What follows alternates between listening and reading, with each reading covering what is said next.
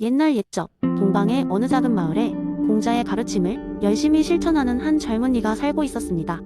그의 이름은 준이었고 그는 이웃을 배려하고 돕는 것을 자신의 일상으로 삼았습니다. 그의 가장 큰 신조는 공자의 사상 중 하나인 인이었습니다. 어느 날 준은 마을에서 가장 나이 많은 할아버지 성씨가 혼자 살고 계신다는 사실을 알게 되었습니다. 성씨는 걸음도 불편하고 주변과의 소통도 거의 없었기에 마을 사람들은 그를 돕고 싶어 했지만 성격이 매우 고집스러워 쉽게 다가서지 못했습니다.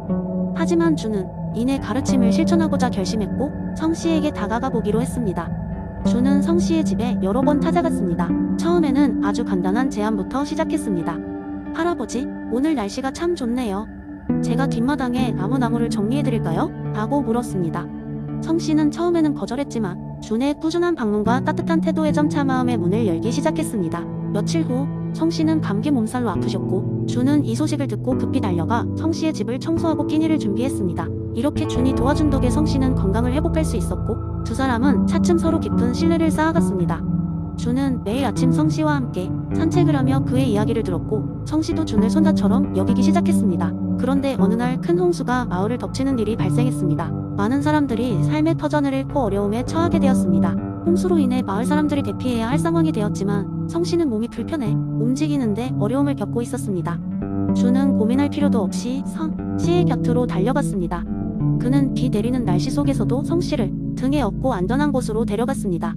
이 모습을 본 마을 사람들은 기쁜 감명을 받았습니다. 홍수가 지나가고 마을은 다시 일어설 힘을 모으기 시작했습니다. 준의 헌신적인 모습은 마을 사람들에게 큰 영향을 주었고 그들은 가족과 친구들 사이의 유대와 배려의 중요성을 다시 생각하게 되었습니다. 준과 성씨의 이야기는 마을 사람들 사이에서 전설처럼 전해졌고 그들은 이를 통해 공자의 인이란 무엇인지 깊이 깨달을 수 있었습니다. 결국 준의 행동은 단순히 한 사람을 돕는 데 그치지 않고 마을 전체에 따뜻한 변화를 일으켰고 사람들은 서로 존중하고 도움을 나누는 문화가 자리 잡게 되었습니다. 공자의 가르침인 은 이렇게 한 사람의 실천을 통해서도 큰 영향력을 미칠 수 있다는 것을 보여주는 아름다운 사례였으며 준의 이야기는 오랫동안 마을의 교훈으로 남았습니다. 두 번째 이야기, 맹자의 성선설을 바탕으로 한 재미있는 썰을 하나 들려드리겠습니다. 옛날 옛적 작은 마을 하나가 있었으니 그곳은 성선마을이라고 불렸습니다. 성선마을은 평화롭고 화목한 공동체로 유명했는데 그 이유는 마을 사람들 모두가 맹자의 성선설을 신봉하고 있었기 때문입니다. 그들은 인간의 본성이 선하다고 믿었고 서로를 도우며 살아갔습니다. 어느 날 이 마을에 새로운 이웃 희생씨가 이사를 오게 되었습니다. 희생씨는 무척 무뚝뚝하고 발수가 적어 처음에는 마을 사람들에게 약간의 의구심을 갖게 만들었습니다. 하지만 성선마을 사람들은 마음속 깊은 곳에 있는 선한 본성을 믿었기에 희생씨를 따뜻하게 맞이했습니다. 그러던 어느 날 마을 축제가 다가왔습니다. 성선마을의 축제는 모두가 함께 음식을 나누고 놀이를 즐기는 화합의 날이었습니다. 마을 주민들은 각자 자신이 잘하는 음식을 준비하느라 분주했습니다. 그런데 축제 전날 밤 갑자기 폭우가 쏟아져 축제 준비물이 모두 비에 젖는 일이 발생했습니다. 마을 사람들은 크게 낙담했지만 다음날 아침 놀라운 광경이 펼쳐졌습니다. 희생씨가 자신의 집 앞에 큰 천막을 설치하고 젖은 음식 재료들을 살피며 말려놓고 있는 것이었습니다. 그는 아침 일찍부터 나와 다른 마을 사람들의 재료까지 모두 수습하여 정성껏 말리고 있었습니다. 이를 본 마을 사람들은 크게 놀라면서도 기쁜 감동을 받았습니다. 희생씨는 비록 처음에는 무뚝뚝해 보였지만 그 속에는 뜨거운 선한 마음이 자리 잡고 있었던 것입니다. 축제는 무사히 열렸고 성선마을 사람들은 모두 손을 맞잡고 함께 노래하고 춤추며 어느 때보다 더 화합을 느낄 수 있었습니다. 그리고 그 중심에는 자신을 드러내지 않고 묵묵히 선행을 베푼 희생씨가 있었습니다.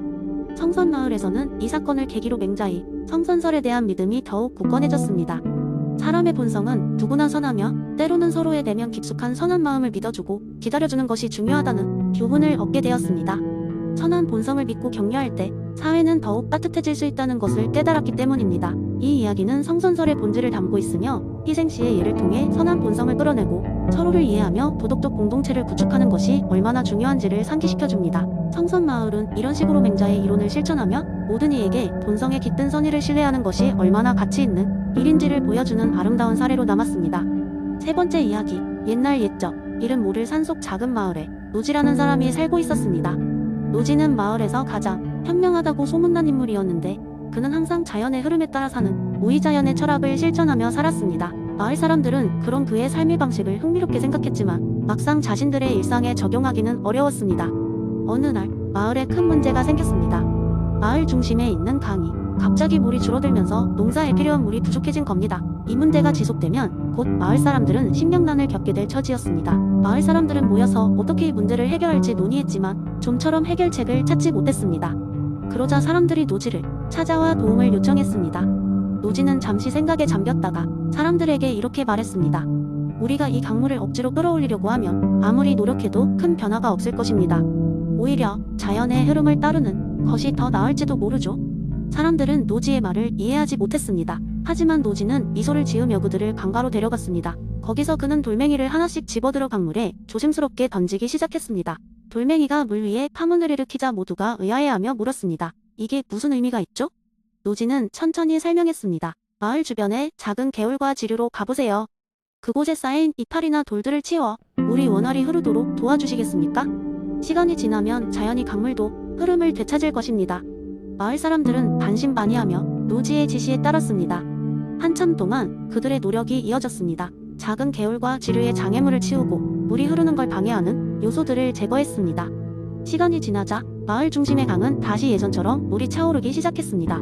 사람들은 비로소 노지가 의도한 바를 이해하게 되었습니다. 그가 말한 모이자연의 의미는 억지로 강물을 끌어오르는 것이 아니라 물이 자연스럽게 흐를 수 있는 환경을 만들어주는 것이었습니다. 그렇게 노지의 철학을 경험한 마을 사람들은 자연의 질서와 조화를 존중하며 사는 법을 배우게 되었습니다. 그들은 더 이상 문제에 대해 즉각적인 해결책만을 찾으려 하지 않고 자연의 흐름을 이해하고 그것을 돕는 방법을 찾기 시작했습니다.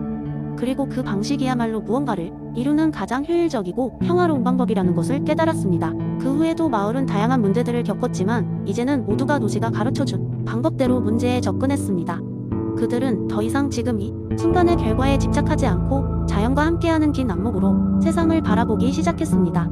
이렇게 노지는 사람들에게 우이자연이 단순히 아무것도 하지 않는 것이 아니라 자연에 순응하고 그 안에서 자신의 길을 찾는 법이라는 것을 몸소 보여주었습니다. 네 번째 이하 옛날 조선시대에 퇴계 이황이라는 큰 학자와 그의 제자들이 산속 깊은 곳에 자리 잡은 서원에서 학문을 연구하고 있었습니다. 어느 날 이황은 제자들과 함께 산책을 나가기 위해 서원을 나섰습니다. 가을바람이 유유히 불어오는 길 위에서 이황은 문득 리와 기의 관계를 제자들에게 재미있게 설명하고 싶어졌습니다. 이황은 제자들을 특별한 장소로 이끄는데 그곳은 바로 오래된 느티나무가 있는 정자였습니다. 그는 제자들에게 자리에 앉으라고 하더니 깊은 한숨을 내쉬며 이야기를 꺼냈습니다. 여러분, 이 느티나무를 보십시오. 이 나무는 수백 년 동안 자리를 지키고 있는 우리의 좋은 친구죠. 이 나무를 통해 리와 기 관계에 대해 생각해봅시다. 제자들은 나무를 바라보며 고개를 갸웃거렸습니다. 그러자 이황은 조용히 말했습니다. 리란 이 느티나무가 존재할 수 있게 하는 본질적 원리요. 그 나무의 본연의 바탕이나 원리와 같은 것이지. 모든 느티나무는 이 리를 가지고 있네. 반면 기는 이 나무의 크기, 형태, 잎의 수와 같은 구체적인 모습을 의미하네. 제자 중 한 명이 손을 들어 물었습니다. 선생님, 그렇다면 리는 항상 존재하고 더 중요한 것인가요? 느티나무가 언젠가는 죽어버릴 수도 있을 텐데요. 이황은 고개를 끄덕였습니다. 예, 좋은 질문이네. 리는 보편적이며 불멸이라 이 나무가 사라져도 리는 남아있지. 하지만 기는 이 나무에게서 잠시 머물다 가는 것일 뿐이네. 그러나 기 없이는 리가 드러나지 않기 때문에 둘은 서로 깊이 연결되어 있지. 제자들은 고개를 끄덕이며 이황의 설명을 이해했습니다. 그렇지만 이야기 속 느티나무와 리, 기의 연결이 아직도 추상적이라 궁금한 얼굴들이었습니다. 이황은 제자들의 표정을 살피더니 손에 든 부채로 잎사귀 몇 장을 떨어뜨리며 말을 이어갔습니다. 이 잎사귀를 보게. 떨어지는 잎사귀는 기의 변화이지. 하지만 이 나무는 매년 다시 잎을 피워냈고 계속 그럴 것이네. 즉 기에 의해 나무의 구체적인 형태는 변하지만 그 본질적 원리인 리는 지속되며 그 본질을 유지하지. 그 순간 산들바람이 불어와 떨어진 잎사귀들을 날렸습니다. 제자들은 그 모습을 보면서 모든 변화 속에서도 변하지 않는 무언가가 있다는 것을 느꼈습니다. 이황은 미소 지으며 마무리했습니다. 도덕적 실천과 수양도 마찬가지일세. 기가 아무리 변하더라도 우리는 리를 통해 우리의 본질을 찾고 계속하여 수양해야 하네. 그 본질 자체가 곧 우리의 도리요, 길이라네. 이황의 설명은 제자들의 마음 속 깊이 각인되었고 그날의 산책은 리와 기에 대한 깊은 이해와 깨달음을 주었습니다. 이황의 철학은 단지 이론이 아닌 생활 속에서 실천할 수 있는 삶의 지혜로서 제자들의 내일을 밝히는 등불이 되었습니다.